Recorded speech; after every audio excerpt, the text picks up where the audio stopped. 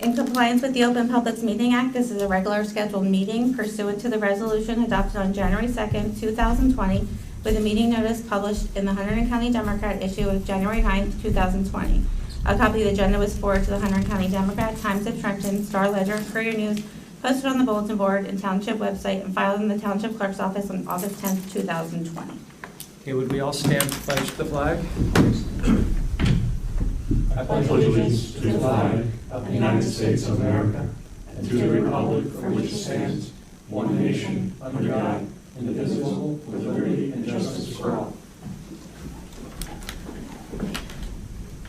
We just need a motion to go into executive session. I'll move to go into executive So session. you have to make the motion. Okay, could I have a motion to go into executive session? So moved. Second. All in favor? Aye. Okay. We are now entering executive session.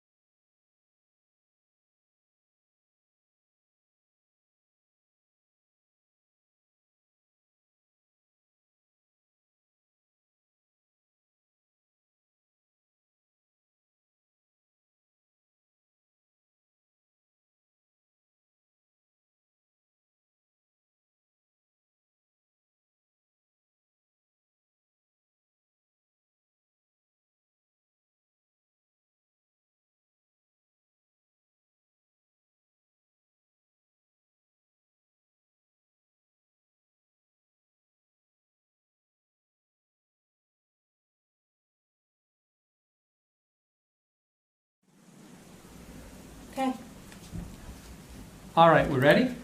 We're on, the camera's working and everything? I got the feed here, we're good. We up Yes. to date? Okay, perfect. All right, good evening, everybody. I'm Rick Wolf.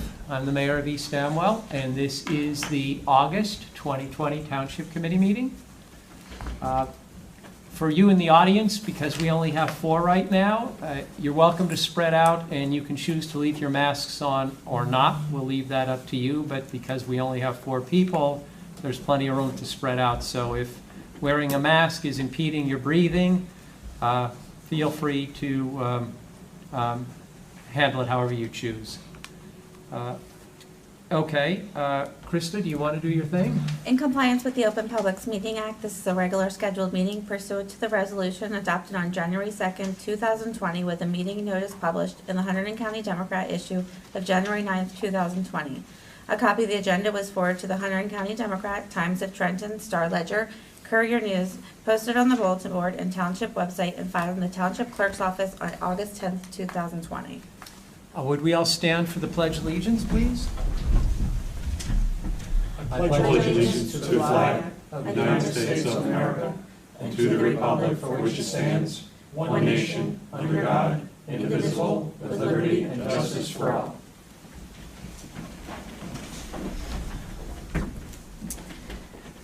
Just a couple additions to the agenda.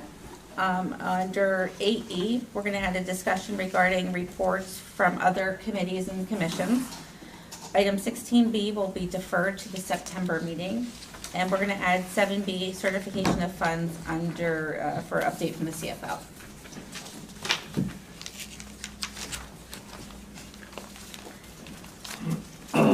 Okay, I'm going to start with the announcements. We don't have very many tonight. But tomorrow night is our second Friday night in the park here in East Amwell. It starts at 5 o'clock and runs until dark. Allison, you're wrinkling your forehead. No, this is the video on my phone. Oh, okay. I thought I had it wrong. No. Okay. It's a very nice event. We had one last month. It was reasonably well attended. The weather's supposed to be nice tomorrow. There'll be food, there'll be entertainment. It should be a fun evening. So please come out. We do socially distance, so you will be safe. It is outdoors. So we look forward to seeing you. The municipal offices will be closed on Monday, September 7th in observance of Labor Day. Before we go to the next item on the agenda, I've had this little informal policy the last few months of taking a few minutes before we really get into the meat of the agenda and acknowledging people in the township. Last week, as you all know, we had a very nasty power outage that impacted 87% of the residents in our municipality, some for as much as 6 days. I'm going to talk about the interaction I had with JCP&L later on in the meeting, but I wanted to take a few minutes and discuss some people who performed above and beyond the call of duty during that power outage.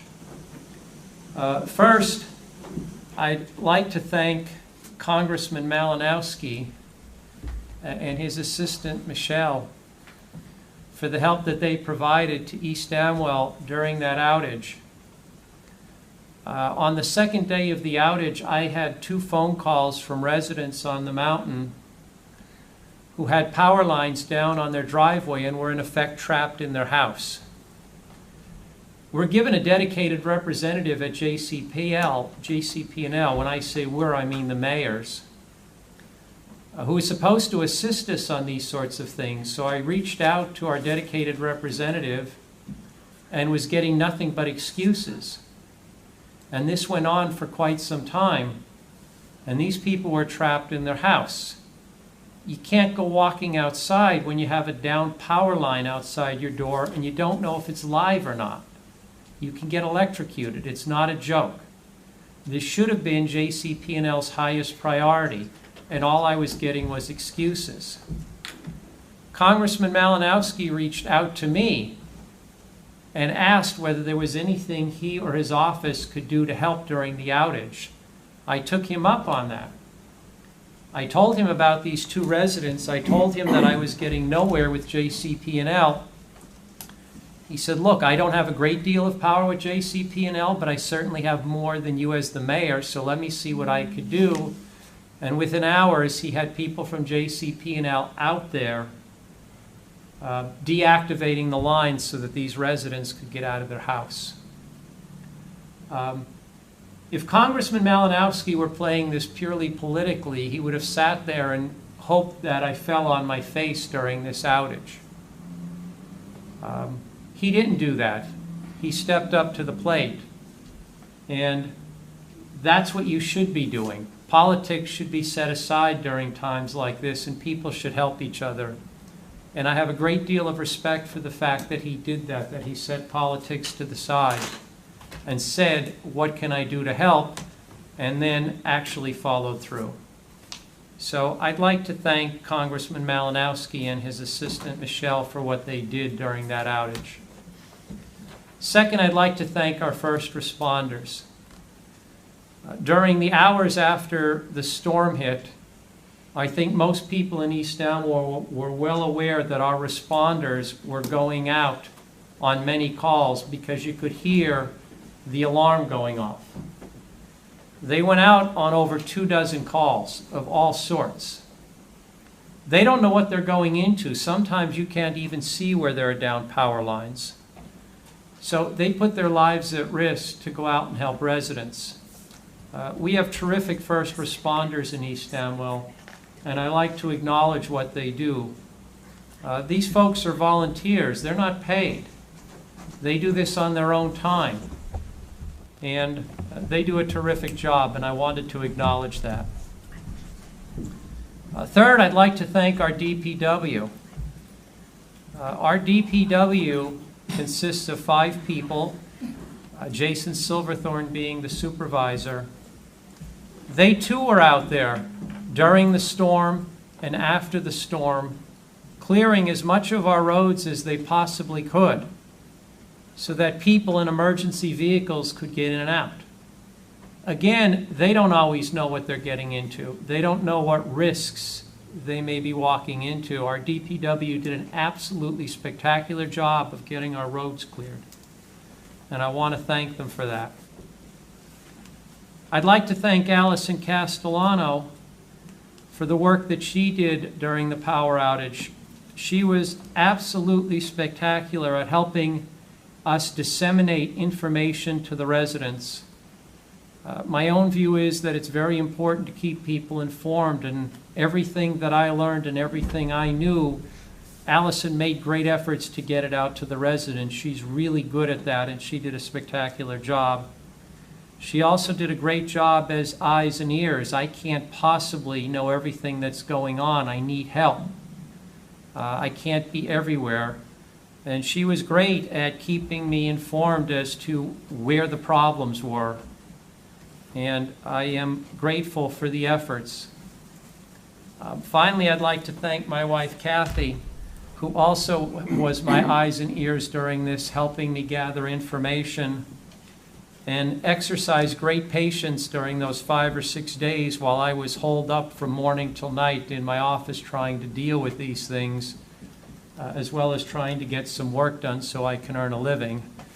So she basically lost her husband for 6 days and only got to see me when she brought food up into my office, and was also very supportive on the occasions, and they were rare occasions when I had a resident call and scream at me because they didn't have power. And that is what it is. I understand how frustrating it is for people not to have power. So with that, I just want to thank that group of people for their extraordinary efforts during the power outage. I'll discuss my views on the power outage in more detail later on in the meeting. So now back onto the agenda. Rick, if I could, I think Yes. you deserve a degree of thanks too for coordinating all that. I know there's a lot of people you got to talk to through a crisis like that, especially. with the degree of the storm that we had to deal with, so, kudos to you, thanks a lot. Thank you. I think the people appreciate it, even if they don't say it, so. Well, many residents did. I got lots of emails from residents. I think they appreciated the efforts. They recognized the efforts. I wish I could do more. But as a mayor of a small town, I'm really a very small fish in a large ocean when it comes to JCP&L, but I'm a fish that knows how to make waves, and I'm going to make some waves about JCP&L's very poor performance during this power outage. I'll talk about that a little more later. But thank you, Chris. So update from the CFO. That's going to be me tonight. Yes. Krista is a jack of all trades. Krista's fifth hat. Yes, right. Number 6. Thanks. So Margaret included in the packet, you should all have a spreadsheet with a line item that's highlighted. She just wanted you guys to be aware that we're running low or very low, and that account, it's our IT services. That account's like really low, and she just wanted to make you guys aware. I'm assuming a lot of that's COVID related. It had to do a lot of COVID. We had to get the VPN so we could work from home, and a lot of that hit us with the IT. Yep. So Well, that was the firewall stuff. the firewall, yeah. We decided about a year ago that having a municipal building with 10-year-old computers wasn't really optimal, particularly since those computers kept breaking down and couldn't handle a lot of the modern software. So we put money in the budget to upgrade our computer system. Mark and I looked into this, and we decided we were not going to buy PCs. We would buy laptops so that the employees, if they had to, could work from home. We were thinking about a Sandy type situation. We weren't thinking about coronavirus. We were thinking if we had another Sandy, the employees would be able to work from home.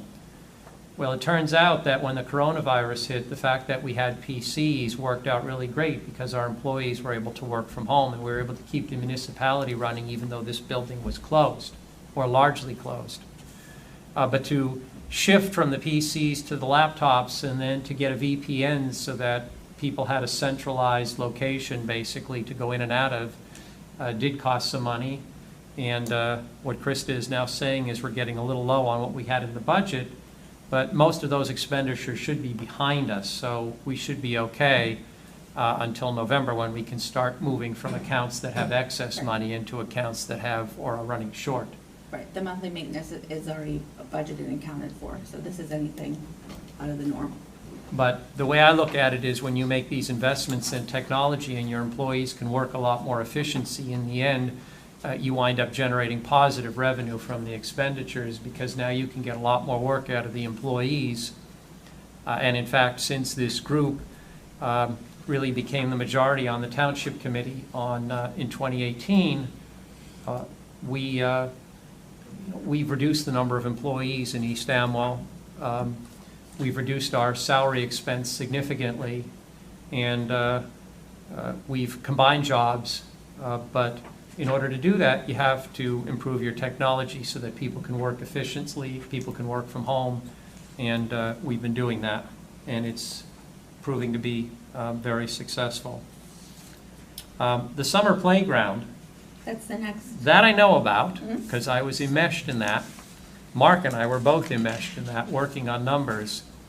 The summer playground actually turned out numerically better this year than it had in the past, because we had 100 participants. Wow. Margaret said we would have made money off of this year if we didn't have tents.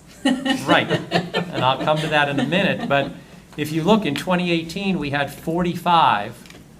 In 2020, we had 100.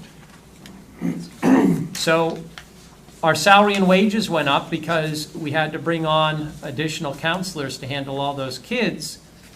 But if it weren't for the fact that we had to get tents, we had to rent tents, we actually would have turned a profit on the summer program this year. We had to have tents because we did not have the indoor space that we normally have for the kids because of the coronavirus. We didn't have the access to the school that we typically do, and so we had to rent tents. But if you look at the numbers, we did very, very well this year. The summer program was a great success. Everybody wanted to get rid of their kids. Rick, if I may, I'd like to just compliment Tara Zangle for her leadership, because since she took over, we've seen the numbers going up and a lot more enthusiasm, so clearly she's doing something well. Yeah, it went from 45 to 71 to 100. I worked with her really for the first time extensively this year on the summer program because of the coronavirus issues. She was incredibly well organized, very patient, and I think did a spectacular job. They probably could have had more kids. I mean, it was capped at 100, but I think there was more that wanted to go. Do you want to talk about the next one? Yes, Krista? the next one is a resolution to increase the secretary for the Historic Preservation Committee from $510 per year to $700 per year. This was recommended by her committee and her chair. Chris can elaborate a little bit more on that, Yeah, well, since you're part of it. I thought we had, that was in the budget already to bring her up to 700, but I guess that wasn't. No, we have to adopt a resolution to bring it Okay, up. okay. Well, yeah, being that, I think I did the math, but I didn't realize this was on the agenda. Yeah. She was working significantly harder than what was anticipated at the time we set her original salary. Yeah, exactly. So the committee came to us and said, it's really not fair, she's being underpaid for what she's doing, And they can have we it in bump their her budget. salary? We have the money in the budget to do it. Mhm. They did make a case for it. I'm not one to just give increases at random or simply because somebody says they deserve it. They did make a strong case for this increase, and so we're moving her from $510 a year to $700 a year. It's a $190 increase. Yeah, if I remember my calculations correctly, at the 500 with the amount of work done, it was like at or below minimum wage, but, yeah, so, 700 I think is more, maybe it may have been less than fair, but. Yeah, people don't take these administrator jobs to get rich. Yeah, so I'm fully supportive of Just it. need a motion. Okay, so could I have a motion to approve the resolution to increase Kim McMinn's salary from $510 to $700 per year? I move it. I'll second. Any questions or comments? All in favor? Aye. Anybody opposed? Okay. Okay, and then the last thing for CFO is we are going to hit our certification of approved funds for our planner. So we're just doing a new certification of funds. So that's the next. So we increased it to 20,000. Okay, We're so, at 17,500. so could I have a motion to authorize this certification of funds for Hire Gruel and Associates, our planner? So moved. I'll second. Any comments, questions? All in favor? Aye. Opposed? Okay. Next on the agenda is item 8. First, we're going to start with an interview of Marnie Stetson, who would like to interview for the Planning Board and the Environmental Commission.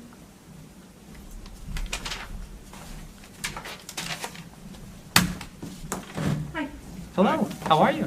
is this too close? No, not for us. Wherever you're comfortable. I want you to be comfortable. If you want to be back at a seat, wherever you're comfortable sitting. How are you? I'm good, how are you? Doing great. Now that the power's back on. Yes, I got very lucky. So, Marnie, you're here to interview for the Planning Board and the Environmental Commission. Actually, the planning board, The Planning Board? yeah. Okay. I had written environmental. Okay. Why the Planning Board? I'm interested in being involved, and I have experience in that area. It seems like, I would have a lot to learn about the area, but it seemed like the place where I might have something to contribute. And when you say you have experience in that area, what kind of experience? Well, I am retired, but I was an attorney, and I worked in an environmental law firm for a period of time. I worked on the Hill and was a liaison with local governments. Now, it's been a long time since I've done that, but it's something I'm familiar with and comfortable with. Now, you realize we don't allow attorneys, I'm retired. I'm a teacher now. by the way, I'm an attorney. He's I an know you attorney, are. just so. Almost. And Chris, you're taking the board soon, right? Yeah, in October, yeah. Can I ask where you went to law school? NYU? Oh, okay, nice. I went to Seton Hall, so Yes. a little bit of my way there, but very good school. Probably way smarter than me. I've pretty much forgotten it all though, so you don't have to. I know, I'm 3 months out. I've kind of fleshed a lot of it out too. The planning board has changed, the composition has changed significantly over the last couple of years, and the philosophy of the planning board is changing. The planning board was, well, before we got involved, it was really two boards. It was a planning board and a zoning board of adjustment. We merged the two because there was very little activity at the zoning board of adjustment, and the zoning board of adjustment was expensive, so we merged the two. I think in retrospect that was a good decision, not just in terms of saving money, but in the way the municipality is being run. But the philosophy of the current group is to try to make the process more user-friendly for residents that are doing insignificant things. It's one thing if you're coming in for a major project. There are a set of rules. You're going to incur some meaningful expenses for professionals, et cetera, if you're doing a major project. On the other hand, if you want to put in a 500 square foot paver patio off your kitchen, you should not have to pay $10,000 in professional fees before you even put a shovel in the ground, and that's the way it worked previously. And I'm not exaggerating. We had a resident that wanted to put in, it was 1,000 square foot paver patio, which is relatively small. They spent over $10,000 in professional fees before they put a shovel in the ground. I thought that was disgraceful. So we are working hard to try to make the process a lot more user-friendly for people and to allow people to do things on their own and not go out and hire expensive professionals to fill out applications, to make presentations, etc. Does that make it a little more awkward at the planning board meetings, or if it's now a combined board? Yes, but in the end, it can save the residents a significant amount of money. Not everybody agrees with that philosophy, but that is the philosophy of the current planning board. How do you feel about that? I think policies that make things more easier for residents and make more sense to residents make a lot of sense. I have to say, I've watched a lot of the planning board meetings. I was not able to watch last night, but I had seen it before, and I was particularly interested in the work that they were doing on surveying all the farms. I grew up in a very small town, not in New Jersey, in Maryland, that was a farming and fisher community. And I watched what happened when farmers weren't able to maintain their farming. And so part of my interest in this board and in this area is finding ways for farmers to make a living and pass on their farms and have young people farming. So that was something that was interesting to me. There's another thing we're looking at is the Amwell Valley Agricultural District and whether we ought to revisit the zoning and perhaps change the zoning from 10-acre zoning to 25-acre zoning, eliminate the cluster bonus to help ensure that our farms stay farms and that the farmland doesn't go to housing developments. My own view, and I own and live on a 139-acre farm, is housing developments don't really work on or next to farms. The people who buy the houses have no idea what it means to live next to a farm. And then they start complaining about all sorts of things, the manure that's being spread, the barn that's being built, whatever, they're complaining about it. I had a neighbor complain about the corn on our farm. They didn't want us planting corn on the farm because they blocked their view while the corn was growing. I'm not making this up. Literally had a neighbor complain, do you really have to grow the corn because once it gets above a certain height, it blocks the view. I don't really even know how to answer something like that. If there weren't but- farms, you wouldn't have the view, so. Right, exactly. And for farming to be efficient, you have to have farmland and you have to have contiguous farmland. In fact, that's what I've been trying to do over the past few years with my own farm. I started with 83 acres and I've been buying up the land around me. I now have 139 contiguous acres. To farm efficiently, it's best if you have contiguous acreage. So I take it from what you've said, you're not troubled by that we're going in that direction. You know, I don't know enough about it, and I feel like, you know, if I were to be on the board, what I would first want to know is what lots of different farmers thought about that, you know, lots of different farmers. But sort of just as, with the little bit of knowledge I have, am I opposed to that idea? Absolutely not. But I would want to know more and hear from farmers. Well, that's what we're doing right now. You won't hear from lots of farmers because we don't have lots of farmers anymore. We're actually Right. looking to change that. And actually, a lot of the farms that are not preserved are not in the hands of farmers. A lot of the farms that we have in East Amwell that are not in farmland preservation, either in whole or in part, are in the hands of non-farmers, and not infrequently in the hands of non-farmers who aren't even residents. So there isn't that connection to farming. There isn't that connection necessarily even to East Amwell. But I think in order to keep farming viable in East Amwell and attract young farmers, we need to keep the farmland that we have. Can't afford to lose it. And are we going to get some pushback as part of this process? I suspect we will. Are we going to get support? I suspect we're going to get a lot of support. So far, the support has far exceeded the pushback. But I'm not sure how it's going to play out, and it's part of a much bigger project.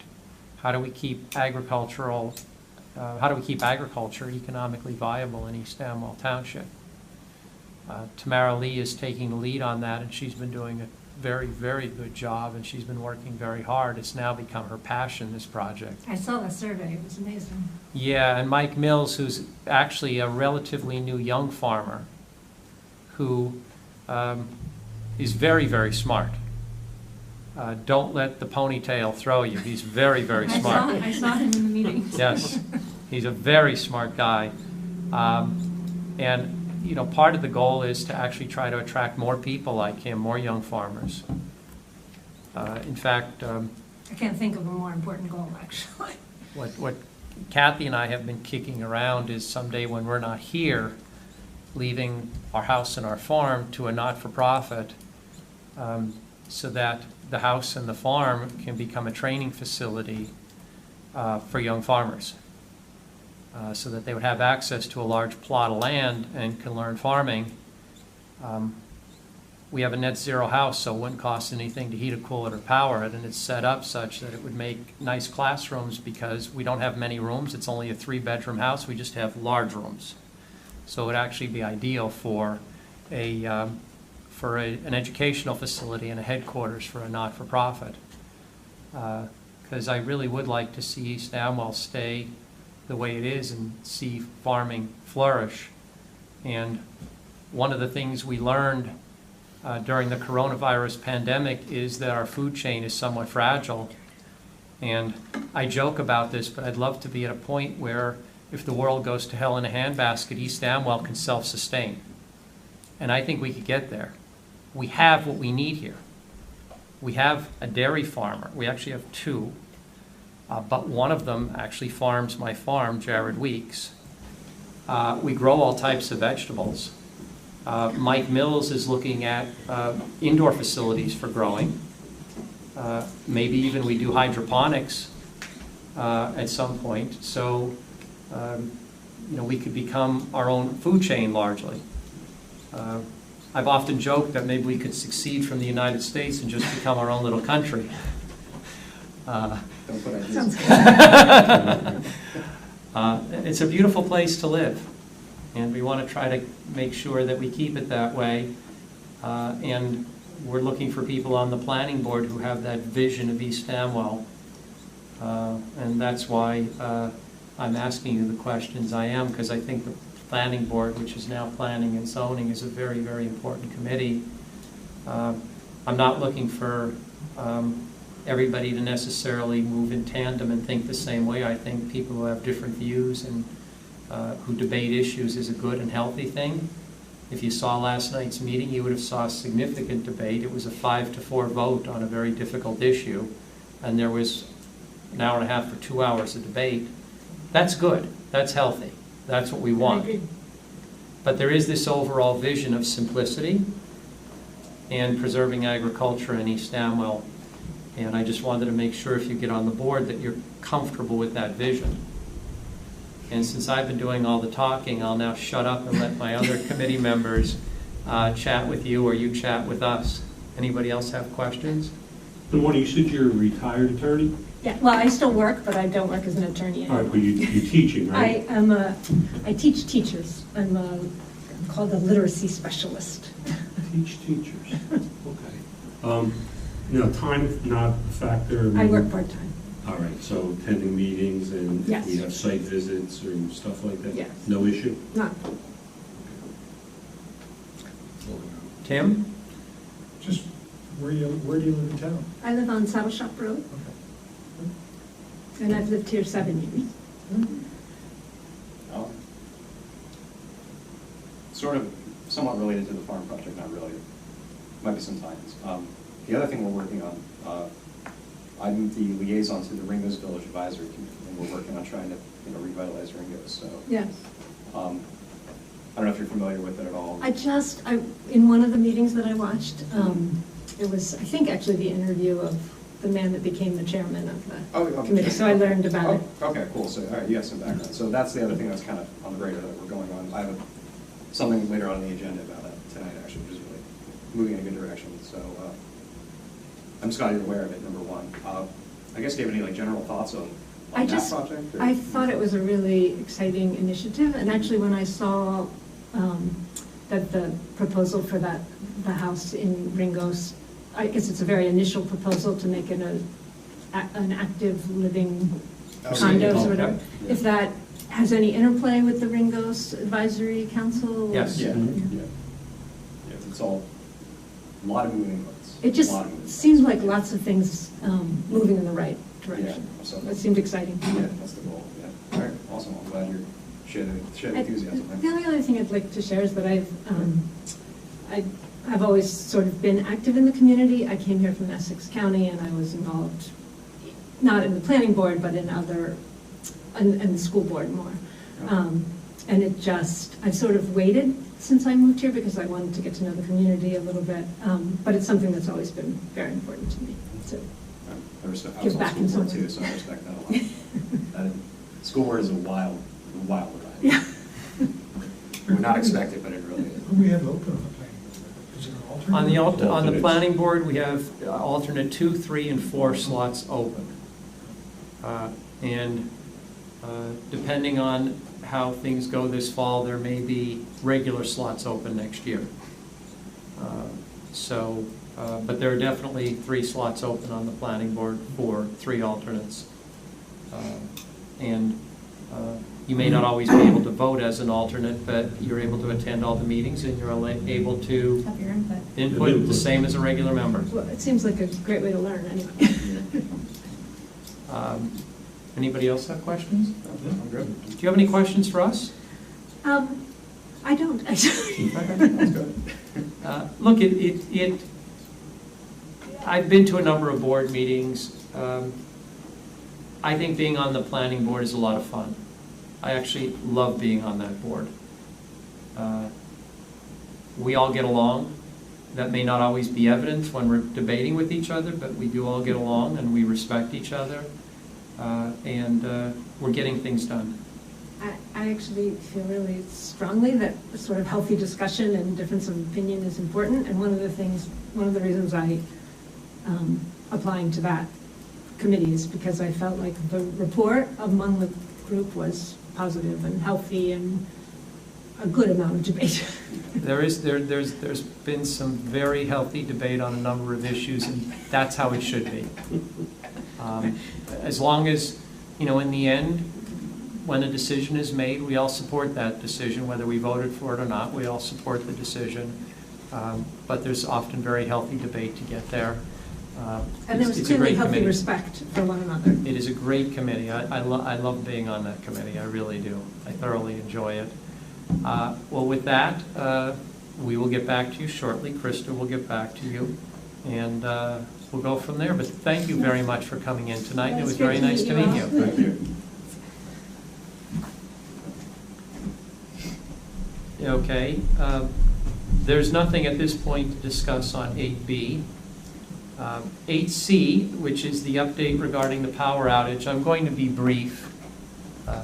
I don't want this meeting to go on too long tonight. Thank you.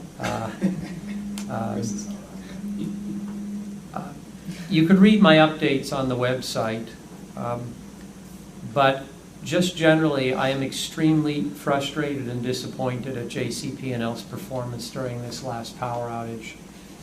And I don't intend, now that power is back, to just let this go.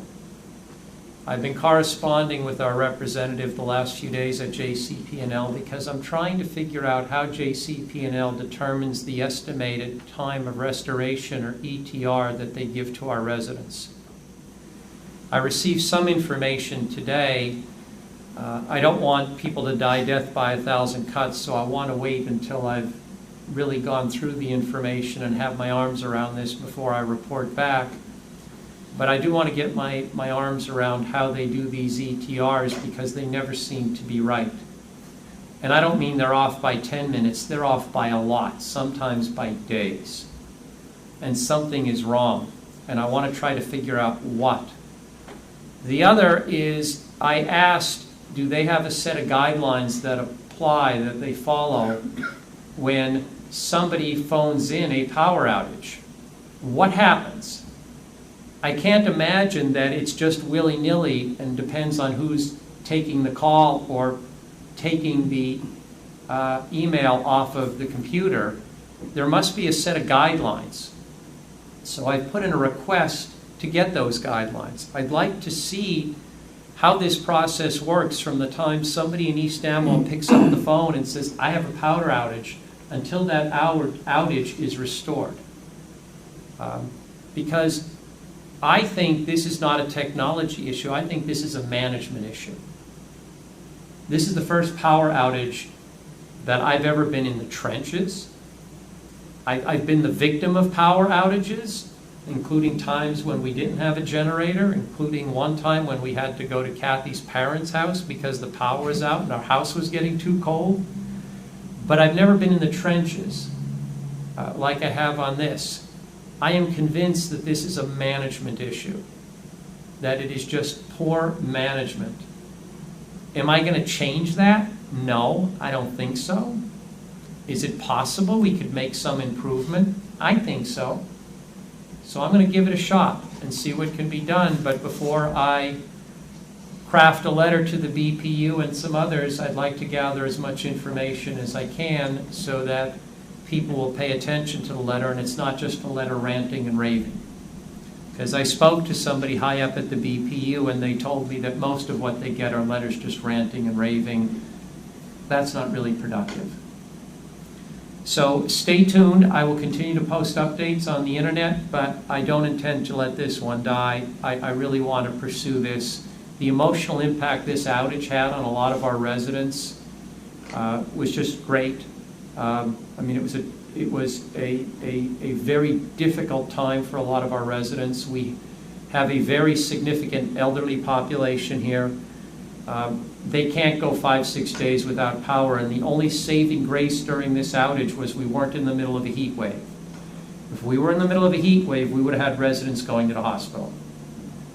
So we have to do something, and JCP&L has to really understand that in a residential area like this where people have wells, when we lose power, we lose water. And that's a problem.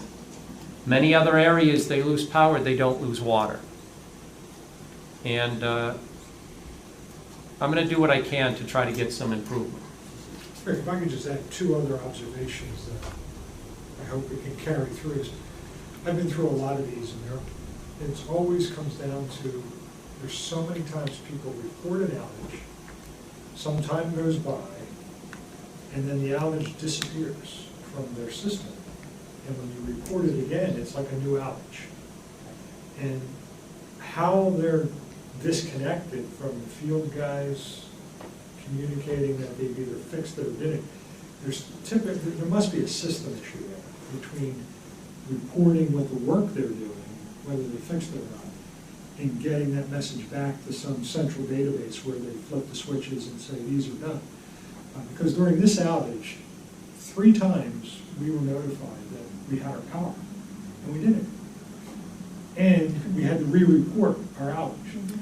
Tim, when this outage hit, they sent a text to everybody in East Amwell who was on the list saying, your power has been restored, when 87% of our residents didn't have power.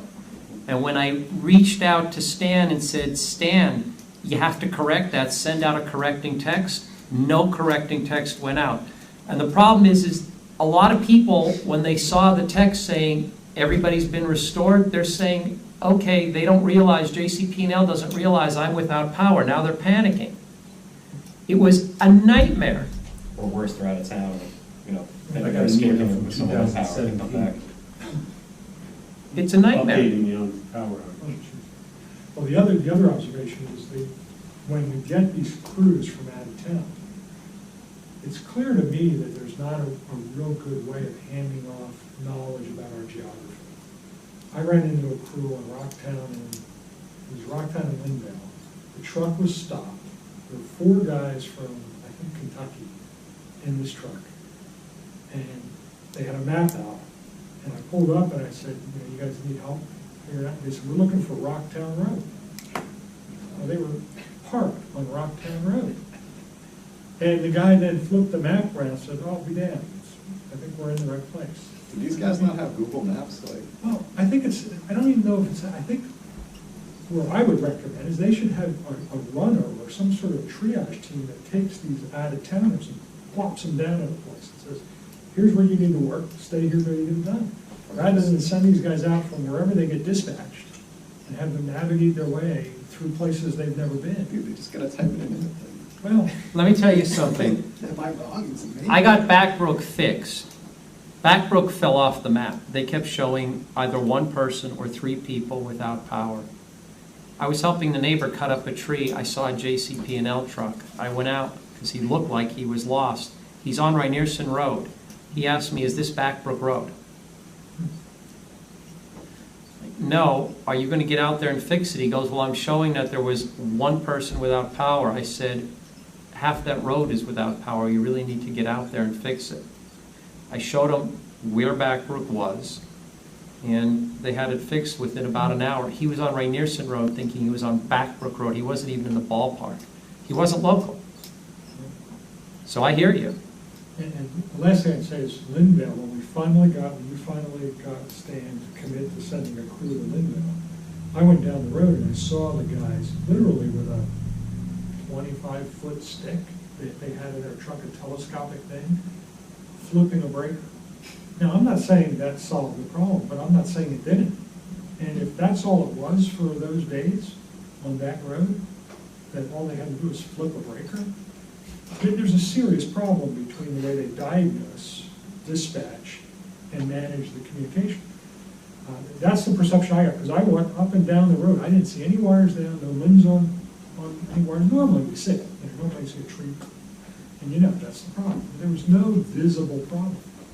And I finally saw the guy, with this long pole, pushing on a thing, and then the power came on with his head. We lost power a few weeks ago on Rynearson Road. I called, guy comes out, goes up on his cherry picker, reaches in, pulls a bird out, says, oh, bird landed in the wrong place on a transformer. Something is wrong with the system when a bird lands in the wrong place on a transformer and takes out the power. He dropped the bird down. Said, yep, here it is. Drops the bird down. Puts in a new fuse. We're back up and running again. That system is too fragile if a bird landing in the wrong place on a transformer takes out the power. Okay, so we will do what we can do, but I just want to let folks know that I do not intend to let this one die. People tend to forget once the power's back. I plan on continuing to push this, so stay tuned for updates. Online payments, do you want to talk about that? Sure. I just got some background information. Allison's been busy. She's going to set up she's going to set up a demo with the one company. So we're looking at two different companies. One was with our website provider, and one is not. One has been referred by our tax collector, who she uses at Raritan. And they actually will charge us one fee, which we can charge that fee back to residents. It would be like a processing fee. And we get the other parts for no charge. So say, I believe it's $1,250 is our fee. And that would be for our tax payment. They work with our tax system, Vital, so there would be no charge to set that up. With the other, and then if we wanted to do dog license, zoning applications, anything of the other accessories, there would be no charge. For the other Civic Plus with our website, they're not compatible with Vital, which is our tax system. They would just put a link onto our website, and then we would have to pay Vital $3,000 to set up their system to be able to have residents go into Vital to pay their taxes. And that's one fee. And then the rest of the accessories, if we wanted to do it, is a total another fee. So the installation is $3,000 and the annual maintenance is $1,500. So everything was in the Google Drive. That's just a little bit of cost-wise. But we're gonna do a little bit more further research on who would be the better outfit. By way of background, we're trying to modernize East Amwell so people don't have to come into the municipality to pay their bills, whether it's dog license fees, zoning applications, property taxes, etc. We're trying to set it up so that people can just get on their computer, click a few things, and pay. I think that's the only thing that the state of New Jersey is actually good at. When you have to pay anything to the state of New Jersey, they actually have a very good online system. You click a few things and you're paid. It's very easy. Priorities, right? Yeah, we're trying to do something like that here. So there are two systems we're looking at. The goal would be to have something more concrete to bring to the Township Committee next month and hopefully get this in place very soon. We've had a number of residents, and I don't mean just 2 or 3, we've had a number of residents say, could you please set up something so we could pay online? So that's what we're working to do, but we're trying to come up with the most efficient and cost-effective system. So we will hopefully have something concrete to report back and maybe make a decision on next month. Is credit card payment allowed? Yes. Yes. Yeah. Yep. Credit, debit. In New Jersey, it's $3 if you do it by credit card, at least for the things that I pay online, like annual fees for LLCs, et cetera. It's a $3 charge to use your credit card, which to me is worth it. You just click a few things and Yeah, you're like the done. one company doesn't charge a fee, the other company charges over 3%, or the other one's under 3%. So there's different things we have to compare. And Okay, next on the agenda, our Board of Health and our Environmental Commission do a number of things in the municipality of significance, and the Township Committee often doesn't know what's going on. And so Mark reached out to me a few days ago and said, we really should be getting periodic reports from certain committees laying out what activities they're undertaking. I think that would be very helpful in the budgeting process. It would be very helpful for us to figure out staffing. I think we need more information from those key committees. So what we were looking to do, and we wanted to get the okay from the Township Committee, was to go to the Board of Health, to go to the Environmental Commission and work with them on a protocol where they would provide us with, for example, quarterly reports. These are the types of applications that came before the Board of Health during this quarter. This is how we handled them. That way we could get some sense of what I call deal flow and just start to see trends. Are we seeing a particular trend with this type of application or this type of problem? I think it's important for the township committee to know that. There should be a central body that knows what's going on. So I thought it was a very good idea. I put it on the agenda. I don't know, Mark, if you want to add anything. No, again, it's not to check up or anything, it's just to get flow, like they had the issue on Iron Horse. Nobody knew about it. If the call came into township, nobody knows about it, but the Board of Health does. So we're sort of kind of compartmentalized, and it's just a summary of, and it has to be nothing extensive with real detail, just kind of a list of what is going on. Yes. Kind of like a scorecard, Yeah. you know? I just think it would be beneficial, because we all kind of get in the loop, and we said, can allocate resources, expenses, et cetera, a lot more efficiently. It's all about running the town like a business, and we should know what our various departments are doing. And, I do it for the planning board, so- so, and zoning. Yeah, well, Right. and annually they're supposed to provide reports, and so we were looking at maybe something quarterly. Monthly might be too much right now, but maybe a quarterly report, and maybe we could set up a spreadsheet for each committee, so somebody just has to go into the spreadsheet and tick off a few things, maybe put a short description, and boom, it's done. And do Google Sheets. So, Yeah, right, just put tabs, and, Right. you know, give each committee a tab. so what do you guys think about that? Should we move forward with that? Yeah, it's totally logical. Chris? I mean, I'm on the Board of Health, so I don't know if I'd like that. Like a conflict. No, there's no conflict. No, but, But I would do it too. I would put planning board and I'll put my zoning officer stuff in there too, so you know what's going on. Perfect. I'm sure Yeah. Because that's you get bad. zoning complaints, you get calls for Right, zoning. right. That's what we do in business, is you set your objectives and then you report back. Yeah, on I already your have them in progress. spreadsheets, so it's no different than, it's So already there. Yeah. we'll work on it. We'll try to get something a little more concrete and then report back next month. Yeah, I'll raise it at the next Board of Health meeting. Perfect. What's going on. Okay. Okay, so now we get into some approvals here. The first item in number 9, which is, at least in my view, very good news. We're looking to preserve another farm here in East Amwell. It's on Rainbow Hill Road. It's referred to by a number of different names, but we've been calling it the Kanak Thomas Farm. It sits in between two pieces that are already preserved, so it will tie things together. It's 34 acres approximately that will be preserved. The farm is actually 2.5 acres larger than that. There'll be a 2.5 acre exception area where the owner of the property could build a house. There's currently no house on the property.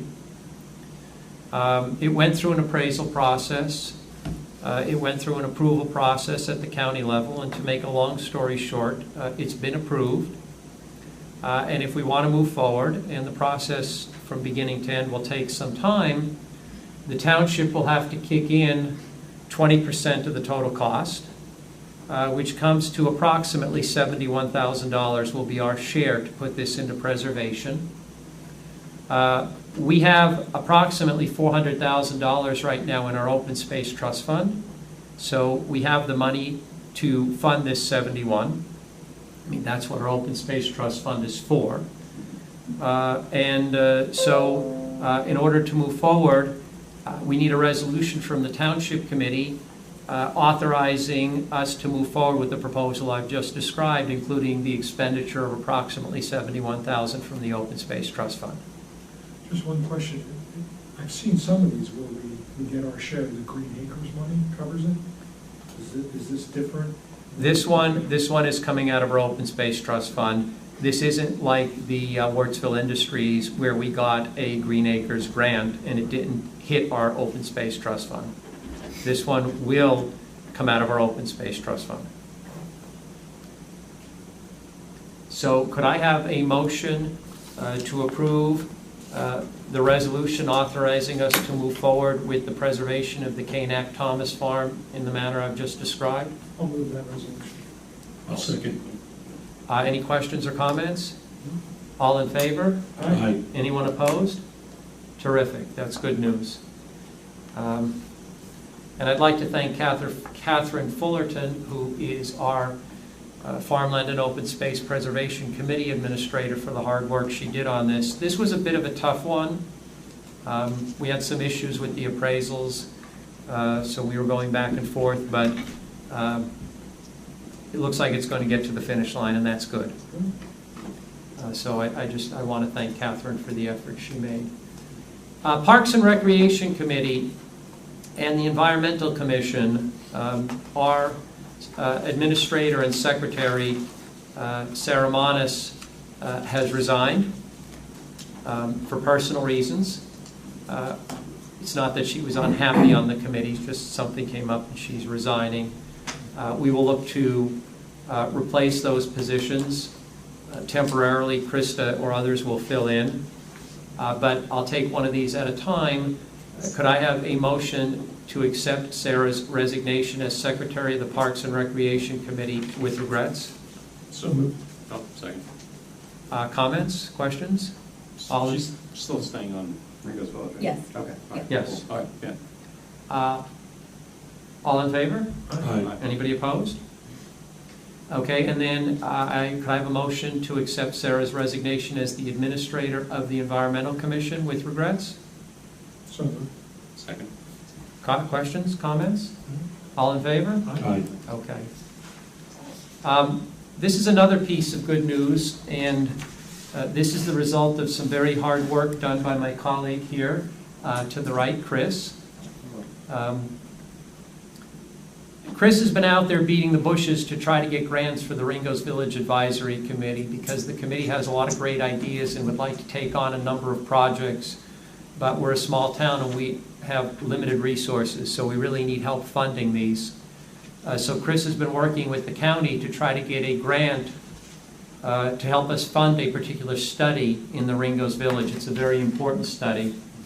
So Chris, why don't you take a minute and just fill people in on what this is about? Yeah, so the Hunterdon County has what's called the Hunterdon County Office of Economic Development. They help with grant funding and, creating strategies to kind of develop the economy. I mean, eponymously named, I guess.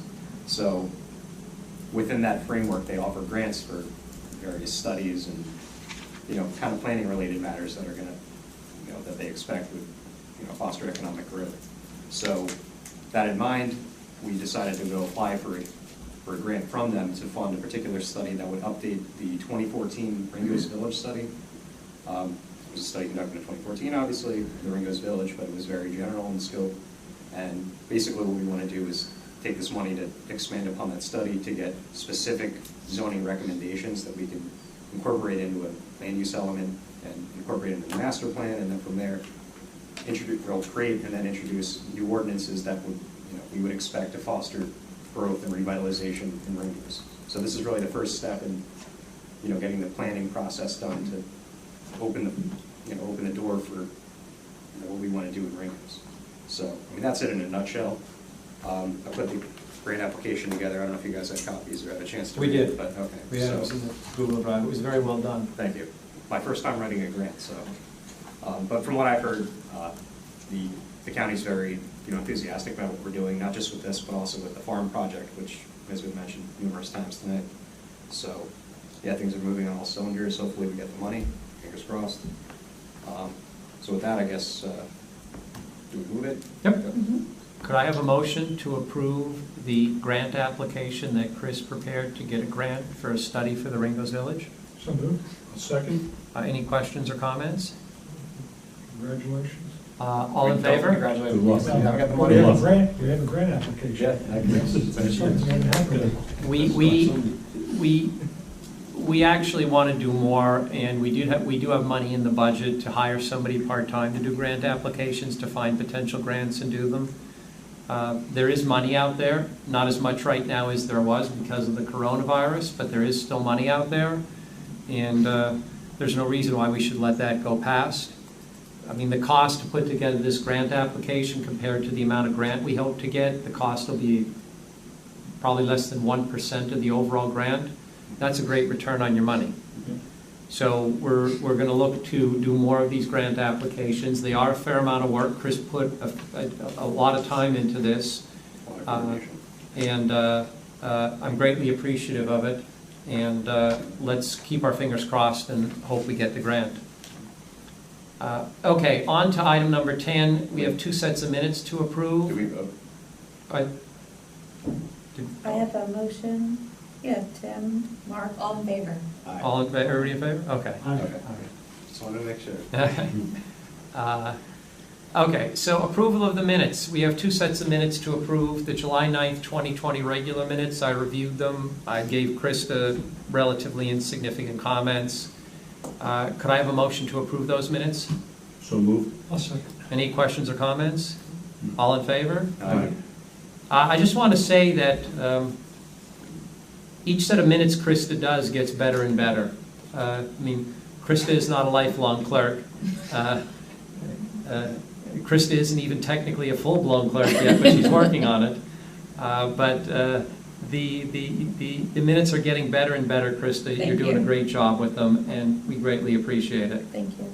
It's not easy doing these minutes, and to strike the right balance between being accurate and not having 700 pages of minutes. And I think you found that right balance, and you're doing a great job, and Thank thank you. you. Okay, so Chair, that's not me. the July 9th, 2020 executive session minutes, I reviewed those. I don't think I had any comments on those. Those were fine. So could I have a motion to approve those minutes? So moved. I'll second. Any comments? All in favor? Aye. Okay. I know we have some people who want to speak tonight, so we have an hour and 5 minutes into it. We finally made it to the point where we can open to the public. So could I have a motion to open to the public? So moved. Second. All in favor? Aye. Anyone from the public who wants to speak, you're welcome to come up to the table. You're welcome to stay at your chair. You can sit, you can stand, whatever makes you most comfortable. So if you'd like to speak, please raise your hand and we'll bring you up one by one. Francis? The dwarf in the corner. Hello, Francis. Fire away. Powder's dry. Francis Gavgan, 123 Wurtsville Road, Ringgoes, New Jersey. We did all survive the unnameable storm. A little more to the weather, more is coming. Unlike you, Mr. Mayor, I have been in the thick of this multiple times. The first one, Irene, I had had surgery. I was upstairs, could not get up and down for a week. I have apnea. I can't breathe if I sleep, so staying away. I eventually had to get out to a hotel. The root cause, to be QA-ish, was that the pole that was down at entry across Wurtsville Road for Irene at Rocktown Road, nobody knew who the pole was. That's not my pole. Who's going to fix it? He is. And that went on for like a week. There were people that were raising Cain and then some other things at the state. We had some people out there, and it literally took a week. Hurricane Sandy a year later was the same thing. Again, who's on first? Crews from all over. But the commonality to the whole thing, because I went all around the township during that with a pickup truck and a cast on my leg and a 250-gallon tank on my truck getting water from the fire company out there in a couple towns over so that animals had water. Our infrastructure goes back to the 30s. There were live wires down on Cider Mill Road that I saw, and I'm sure I could dig up the pictures I took, that were sizzling days later and potentially starting fires. The crews that came from Ohio and wherever, they didn't have a clue how to fix any of this stuff because this was Depression-era wiring. So we've got cobbled together so far out of compliance or anything else or safety as to be ridiculous. but nobody goes to fix the whole thing. Have tried on numerous times to find out, okay, can we get a listing and inventory of who owns what pole? You think that'd be fair? Oh no, that's national security, blah, blah, blah, blah, blah, blah. Perhaps we as individuals could do a crowd thing and go around and geotag the different poles with their numbers, and that way when something goes up, there'd be a mechanism. There has to be not only the freeholders, the township, the neighboring communities, JCPL, and maybe a retired lawyer, if she's still here, to try to get the mule's attention. A similar situation in this last week was with cable and internet. It's very hard for people to work when you have no internet. Now, after the storm, I had internet. I had TV. Woohoo! I lost my power for 5 minutes. I was lucky, one of the lucky ones, because I'm on Wurtsville Road, not far from where it had gone down with the other things. And as you go down Wurtsville Road, it's clear around the telephone poles.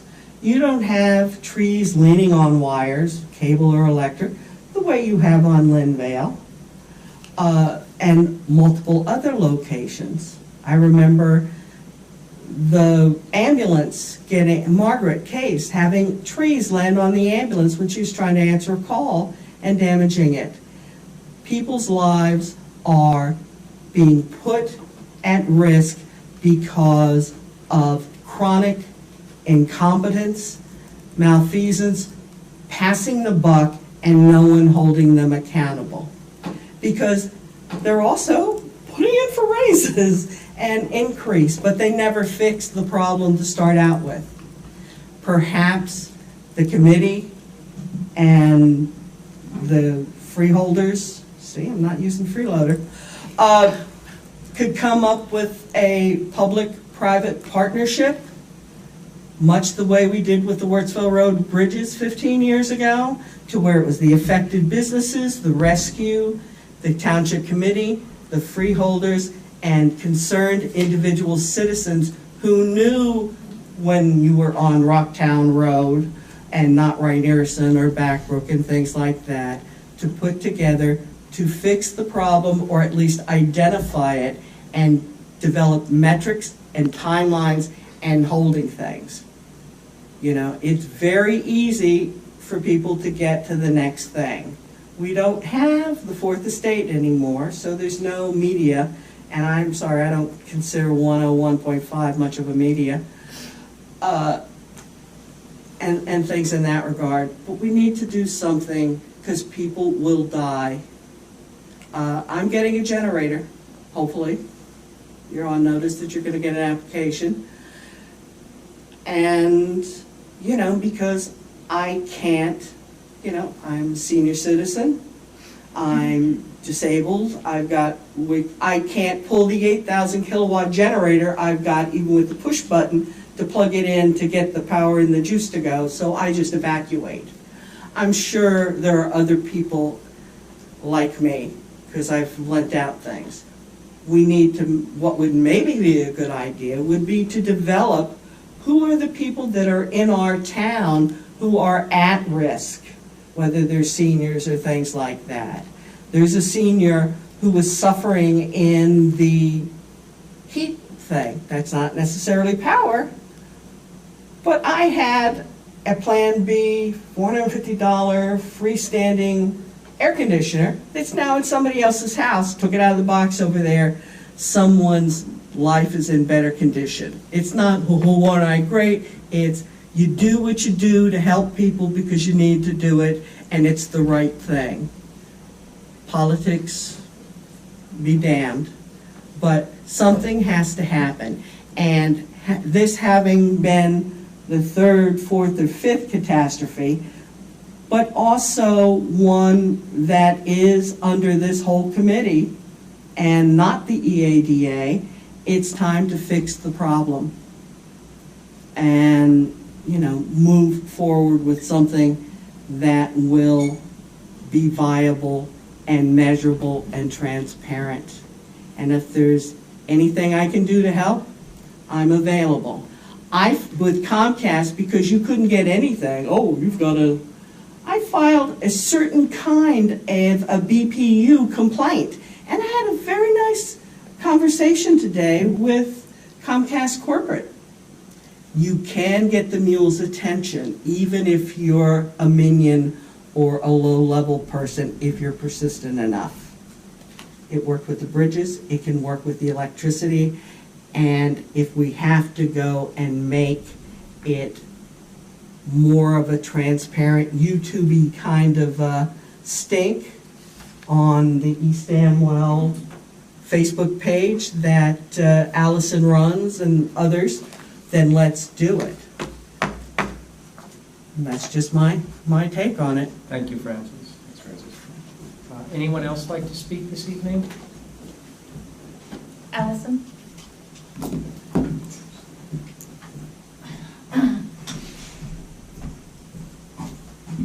Alison Castellano, 9 Prowl Court. It's just a request, and I haven't put it out on the website yet. We haven't officially announced that we can start taking the Trex plastic again yet, but we can. Good. Don't get so excited yet. Okay. So we will only be taking it at the depot. There was a reason not to announce it before last weekend. But there's a condition. We really need the groups to sign up. You know, everyone remembers how this works, right? £500 of plastic gets you a bench. But the group that want the bench need to put some manpower and volunteer hours in to help with the sorting and the batching and the delivering to Stop and Shop, which is the only place we can drop off massive loads of plastic. We're anticipating as soon as we open this up again that we're going to get a lot of plastic that people have been hoarding at their houses. So, you know, we need people to sign up for this. And this, you know, when I say a group, it doesn't have to be an official company, it doesn't have to be an official committee, it can be any group of people. If a group of people, a group of residents want to get themselves together, call themselves a name and, you know, do the collection and get a bench for their neighbourhood or to put in the park or whatever. It can be any group of people can do it. But we need people, because if we don't have people, it comes down to technically probably 3 or 4 people. One is me, one is Chantal Napoleon, who cannot be doing this, who will not be out of action for a while, but can't really be doing this. We have one other resident who's a very good volunteer for it, and you know, it could be Mark will come with me, and a couple of the kids, you know, drag those people on. But technically, it shouldn't be us either. It should be the people who want the bench need to put some time in. Is there anybody in the queue now? No, that's my point. So we did have, before this all COVID kicked off, we had a 4-H group that were going to do it, and now they aren't allowed to do it because of COVID. 4-H has said the children can't do any in-person interaction, you know, with each other in a group at all, or you know. So they won't take it on. 4-H have banned them doing anything. So do we need benches in the village?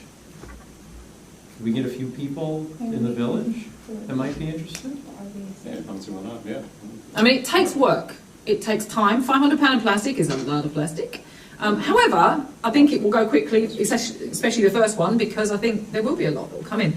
We're not going to put the boxes out yet. They're not going to go in any, you know, we used to have one in this building, we have one post office, various places. We're not going to do those yet. We're going to keep it to the depot, that it comes to the depot only, once a month.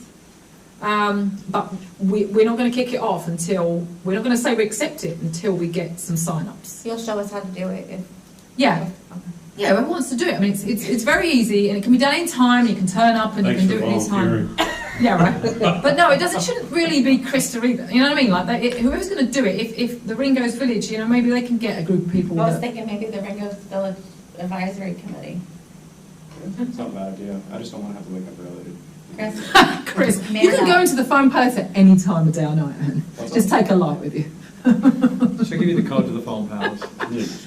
But no, it's you know, we can't, and the other point to that is that, you know, we can't keep that plastic in there for long periods of time. It's not allowed. Right. From a township perspective, from a fire hazard point of view, it's not allowed to keep it in there. So the ideal situation is that whoever comes, and what works well is if you come to the depot on a Saturday and you sort as it comes in, bag it up, batch it up, and drop it off at Stop and Shop in one go. It works really well that way. It gets it out of the building the same day it comes in. And it's just Stop and Shop in Flemington? Yeah, the one that, on 31. Okay. So it's just a request that I'm putting out there now. We've got a while before that we get around to the next depot. You're going to post it on the website? I am. You're going to get in the VIP too? Yeah, to get, the requests for groups. And, the first group is great, we need one, but we need other people we need to line up some of these groups. I'm hoping that when we get further down the line, some of these other groups that were going to do it can come back online again and step in. We have requests out like the Boy Scouts, Girl Scouts, But what I'm trying to get across is to residents. Residents can do it too, okay? It doesn't have to be those individual already predetermined groups. Be a group of people who just say, oh, we're going to do it, So it'd be nice if some people could, just takes a little bit of effort. They can put their name as a dedication on the bench once they've done it, wherever they want to put it. And that's that. So, perfect. Okay. So I get the delivery part, but what's the sorting part? You have to sort it Well, out? it's because people put the wrong stuff in there. So it comes in, people bring and drop off a big bag of plastic, they every single time there will be stuff that's not the right stuff for Trex. So we have to just sort it out. It doesn't take a lot to do, but it has to be done because and then it gets weighed. So it comes in, we condense it into, really condense it into bags and weigh it, roughly. And then we log that with Trex and then drop it all off at Stop and Shop. This is just a process, so that's just a request out there for anybody if they want to. People are going to be happy that we're taking Trex again. Yeah, this is a good time to do it. They are, but again, like You're I gonna get said, your 500 You'd be done in pounds, one shot. yeah, there's a lot of Trex sitting in people's garages. Yeah. right, but it's having that, we must have a group sign up to do it for the next depot that are taking on this next bench. Next, the beginning of September. Yeah, Yep. 5th. So, okay, Thank you, thank you. Allison. You don't know what you need to talk to. Anyone else in the public like to speak? Okay, seeing no others, could I have a motion to close to the public? So moved. Okay. I'm sorry, who was the first and second? I think I first did. You? Okay. Okay, item number 12 on the agenda, consent agenda items. Resolution to approve a social affairs permit for the Amwell Valley Fire Company. You know what they're doing in September? Cornhole. Oh, they're doing that again. Okay, good. They're looking to have another event potentially in September to try to bring the community together, a community garage sale. They're working on that. I don't know if it'll come about or not, but I hope it does. It'll be nice. But in any event, could I have a motion to approve the resolution for the social affairs permit for the fire company? So moved. I'll second. Any questions or comments? All in favor? Aye. Any opposed? Perfect. Okay, this next item, I am going to leave the room, and I will let Mr. Sobieski handle this matter, and I'm going to take my lovely wife with me. You'll just come out and yell when I come back. Do I take the mayor chair? No, we can send it. I want to feel important.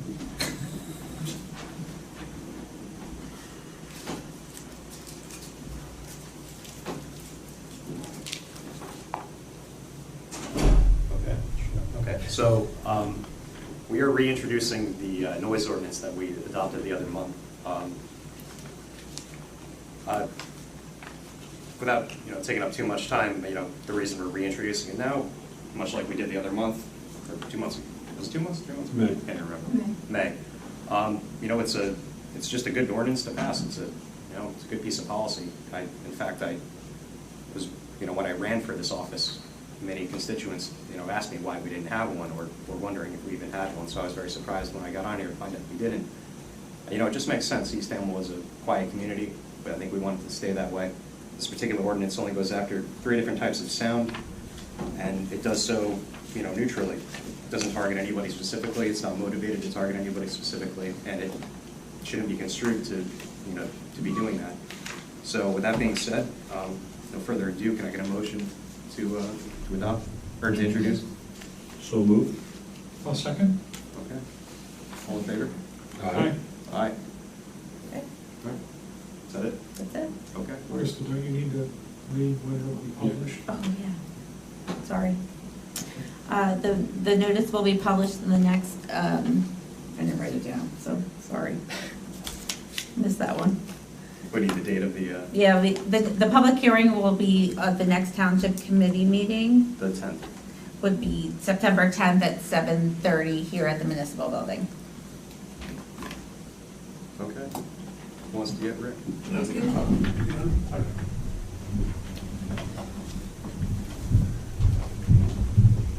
forgot something else.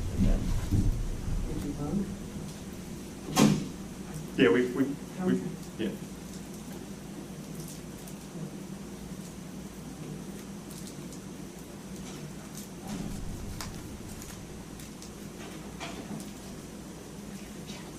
No. I did them all.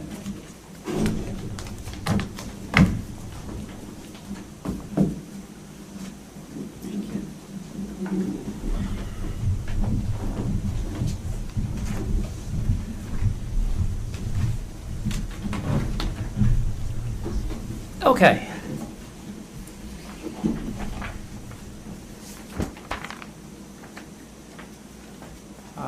Item number 14, the farm project status update. We've been posting material on the website as Tamara Lee makes progress on this project. She does reports and we post them, so to the extent that you have interest, please check our website and check the reports. Unfinished business, item 15.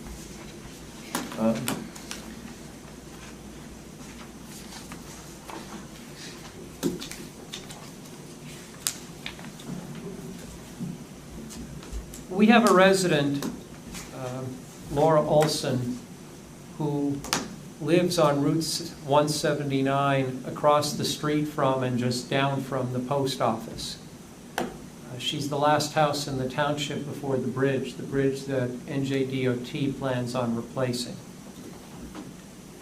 For literally 30 years, she's had problems with a drainage ditch, an NJDOT drainage ditch that is in front of her property.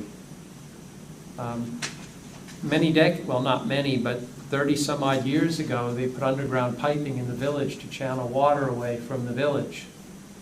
That pipe terminates in front of her property into an open ditch. That ditch is owned and maintained by NJDOT. NJDOT has been doing a terrible job maintaining that ditch, and it's been creating problems for her. It's creating health, safety, and aesthetic problems for her. She's tried for 30 years to get them to extend the pipe further down her property.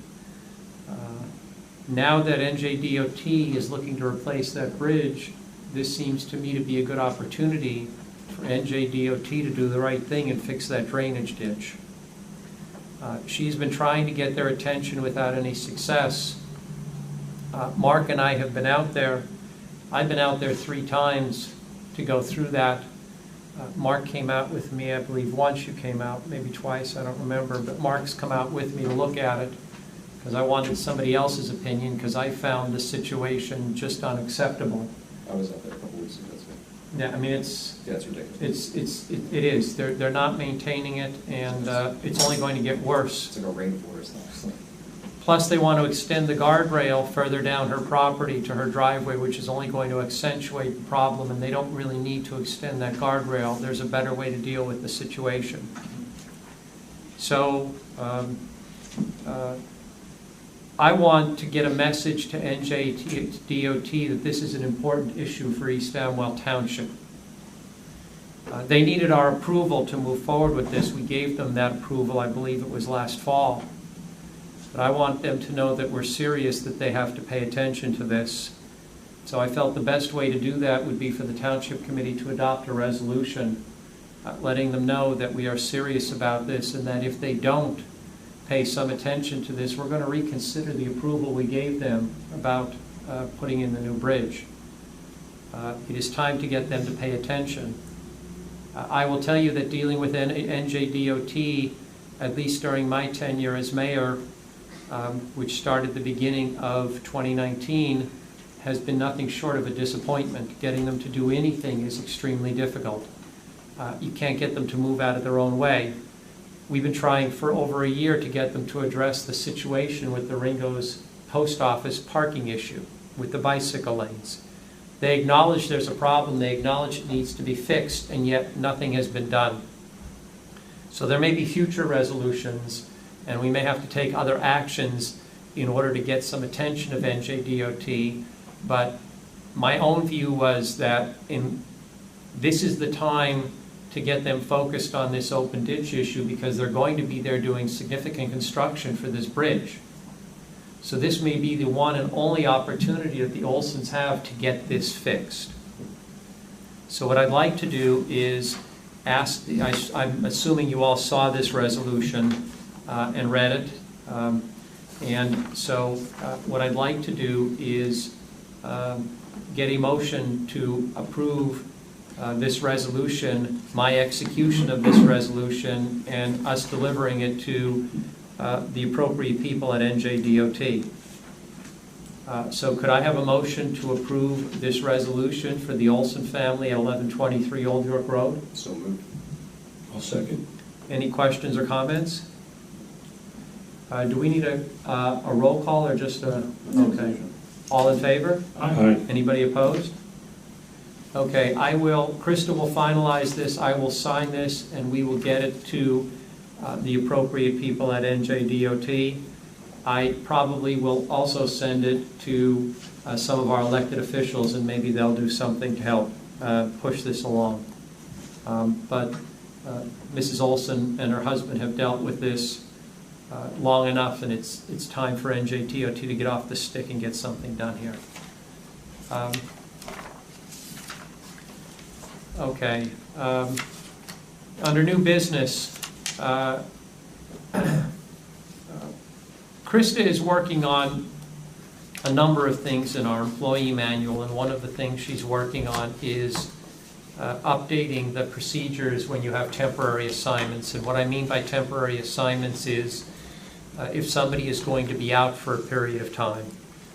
And we're going to determine what that period of time is. Under our current manual, it's 28 days. We may want to shorten that, but when somebody's out for a period of time and another employee has to fill in, we have procedures to compensate the employee who's filling in for putting in that extra time.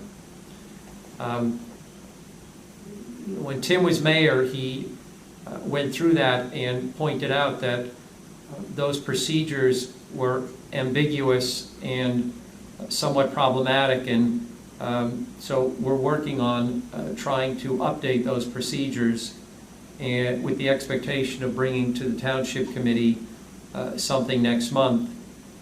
We thought we would bring something tonight, but Krista and I realized we still need to do some more tweaking, and we want to get this right because it is important. We don't want ambiguities in our employee manual because that's in no one's best interest. So we don't have anything to introduce tonight, but we will have something to introduce next month or possibly in October, because Krista is working on a number of other provisions in the employee manual, and we might just decide to defer this to October and bring the whole package to the Township Committee. But we're chipping away at updating the employee manual to eliminate ambiguities and to have it reflect what the Township Committee employee base looks like now. You may want to think 14 days, given the coronavirus quarantine period. That's a good It's thought. likely that you'll hit that. Yeah. One of the people have to quarantine. We've already had our clerk have to quarantine. We've already had at least one Township Committee member have to quarantine. So yes, I think that's a good suggestion, actually. Yeah. Thank you, Tim. Thanks. Okay, the next item is 16C, which is, I think, another nice thing to bring before the Township Committee. I'll give a little bit of background.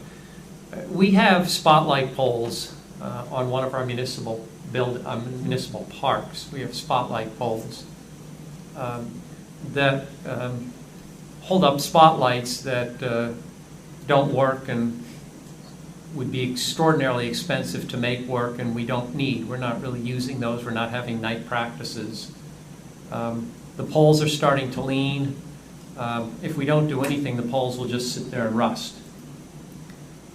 Jay Rowe from Rowe Electric is on the board of the Hunterdon County BMX Association. That association is a not-for-profit that, as the name says, they do bicycle motocross for kids. It's a great organization. It gets our youth off the street and steers them towards productive things, competitive sports. It's educational. I did some diligence. It's a really good organization. They do good work. And as I've said in the past, I happen to have a soft spot for organizations that channel kids' energy towards positive things, because kids have a lot of energy and it's going to go somewhere. It's either going to go positive or negative. And we do have some control over that, and if we could steer it into positive, that's a good thing, and that's what Hunterdon County BMX does. They asked if we would donate the poles. They would come and take them, no cost to us. They would transport them. They would utilize them. They really need them. They want to do night racing so that they can have a longer season for the kids, which I think is a great idea. It would not cost us anything. If the organization ever went under, we can get the poles back. They can use them as long as they're in existence, but I don't envision them going under. They've been around for a long time.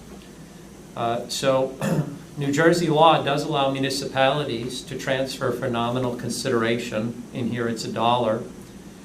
Personal property to not-for-profits if the municipality no longer has use for that property. So I drafted up a resolution. I ran it past our attorney, Frank, who reviewed it. And so I would like to introduce this resolution this evening. So could I have a motion to introduce the resolution authorizing the transfer of the township spotlight poles that are no longer needed by the township to the Hunterdon County BMX Association? So moved. I'll second. Any questions or comments? Just one question, Rick. Yes. When they remove the poles, are we gonna sort of abandon the electric wiring, or remove it, or we're gonna leave it for future use? Rowe Electric said that they would do what they needed to, so it was no longer a danger. I didn't get into details, so nobody would get electrocuted or anything. I doubt that. They'll probably just leave it there. They'll just deactivate it and leave it there. And that way, if we ever needed to put poles back, and I don't think we would, the wiring is still there. That's the ones on the municipal law. Yeah. Is that where the soccer fields are? Yeah. So, anything else, Tim? No, that was just curious Okay. if the Okay. plan was to kind of deactivate it and just kind of leave it in a controlled way, so that if we ever in the future. You can suggest it. I'll convert it. I'll I'm confer sure with it's Jay, all but. through. Right. So truncated and deactivated. And by the way, that's a very good family in the community, the Rowe family. They've done things for free for the municipality in the past. And in fact, Bob Rowe is reaching into his own pocket to help fund our senior club. Because their rent went up at the Elks building and they don't have that money in the budget. He's been funding that out of his own pocket. They're a good family. They've done good things for the community. It's nice to see that that's been passed from the father to the son, and that Jay's doing good things for Hunterdon County BMX. They're great people, and this is a good thing to do on behalf of the township. So, all in favor? Aye. Anyone opposed? Okay. Then I will let Jay know that we've approved this. I suspect they'll come and take them right away. Okay, let's see here. I guess we're up to our second open to the public. So could I have a motion to open to the public? So moved. I'll second. All in favor? Aye. Would anyone from the public like to speak? Last chance. Going once, going twice. Okay, Motion to close to the public? So moved. I'll second. All right. You don't have to be shy. I'm a little shy, but I get over it. Okay, administrative reports. Bills of the evening. They were on the Google Drive. Anybody have any questions, concerns about the bills of the evening? No, just the one I pointed out about the Survey. survey monkey. If we're gonna have a year license, let's really use it. And let's Yeah, do some good surveys on behalf of the village. But Ringo's, that she offered it to us for Ringo's Village, Board House, no, not Board House, recycling, right? Yeah, we're doing a bunch of stuff. Yeah, so there's a lot of different, Tam's farm project, we probably. and that's the other one I thought of too, so, yeah, Let's use which it. is a combination of Ringo's Village, so. It's actually a fairly, easy I use just tool, thought so it was I'll really I'll expensive. volunteer to help with anybody who needs, I used it before. Oh, have you? Pretty good surveys. Okay, If anybody needs assistance, I'd be happy to help. okay. Okay, so could I have a motion to approve the bills of the evening? So moved. I'll second. Any questions or comments? All in favor? Aye. Anybody opposed? Okay.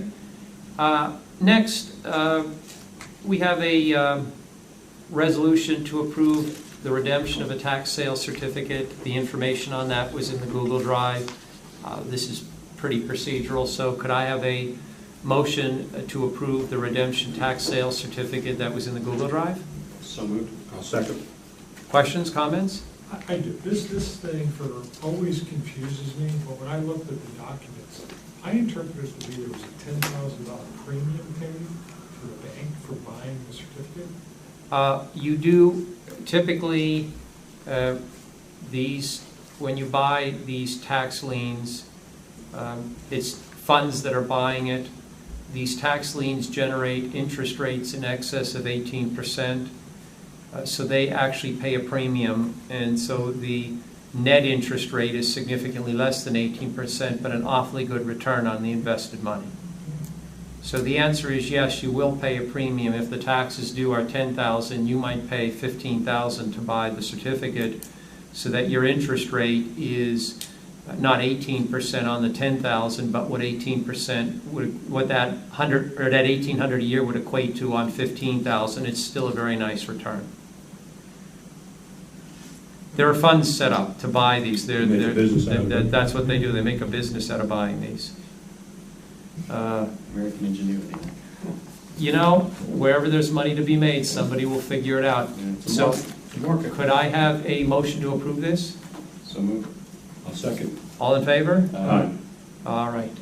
Any opposed? Okay. What's up? We did it twice. Yeah. Oh, okay. I wanted to make sure that we really understood it. We really want. We really want this. We really want to do We want this money. Okay, next we have the resolution authorizing the cancellation of the third and fourth quarter 2020 taxes for a disabled veteran who is a resident.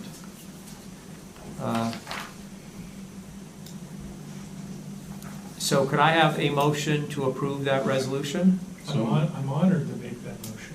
You know this fellow. Yes. I know, we've done this in the past. In service of our country, I do it every time. I second. God bless me. Questions or comments? All in favor? Aye. Aye. All right, terrific. Okay, let's see, do we have anything else here? I looked at the police report. Nothing monumental in the police report. I will say that a couple of weeks ago, as some of you know, I was livid. Somebody vandalized the cemetery on John Ringo Road by John Saramba's house. That is an historical cemetery. They busted some of the tombstones. John's wife, Pauline, knows someone who restores tombstones, so the tombstones will be restored. The state police were called. They are now patrolling that. Some of the residents who live near there are also keeping an eye on it. We have some idea who may have done it, but we don't know for sure, so there's not proof to actually have anybody arrested. We did have the municipal building vandalized a couple months ago. We caught those vandals because, as you recall, we put money in the budget to put cameras around the municipality. The cameras caught the vandals. One of them, head on, full face, he sang like a canary and turned in the rest of them. Should have been wearing his mask. We're not looking to send those kids to jail. They are going to have to do community service when the coronavirus passes. They got one bite at the apple. They will not get a second bite at the apple. But I can tell you, if we find out who is vandalizing this cemetery, they will not get a pass. This township will bring to bear whatever consequences we possibly can. That is just unacceptable. Unacceptable. I was sickened when I got that report. I went out there and took pictures, sent them to our township historian. It is just beyond reprehensible what happened. That will not be tolerated. What was the nature of vandalism in the municipal building? It was the sheds that we have on the side. They broke in. They smashed things. They were just smashing things. This wasn't vandalizing to take anything valuable. This was just destructive vandalism. They spray painted. This was just vandalism for the sake of vandalism. So it's unfortunate that it comes to this, but we put the cameras on the municipal building largely for security reasons, but the cameras caught the vandals. We will be keeping a very careful eye on that cemetery, and like I said, there will be no forgiveness if we catch who vandalized that cemetery. Unless anybody has any questions about the correspondence, could I have a motion to adjourn? So moved. I'll second. All in favor? Aye. Thank you, everyone, for coming this evening. Have a nice night.